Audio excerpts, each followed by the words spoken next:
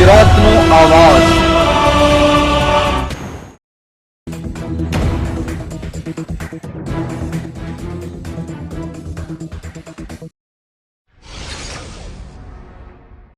વડોદરા જિલ્લાના કરજણમાં ભારે વરસાદને પગલે 2 વૃક્ષો ધરાશાયી થતા ફાયર ટીમ દ્વારા વૃક્ષો દૂર કરવામાં આવ્યા।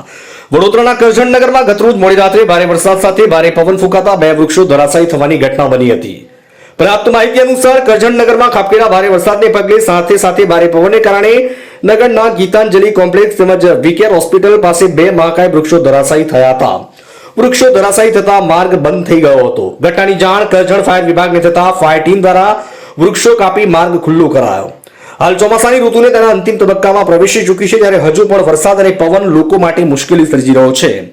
ત્યારે કરજણ ફાયર ટીમ આકસ્મિક ઘટના સમયે સ્થળ પર પહોંચી જઈ મદદરૂપ બની રહી છે। અકસ્માત, આગ કે કુદરતી હોનારતને સમયે કરજણ ફાયર ટીમ ખડે પગે હાજર રહી પોતાની ફરજ બજાવી રહી છે। માજથી મોહસિન કારાનો રિપોર્ટ।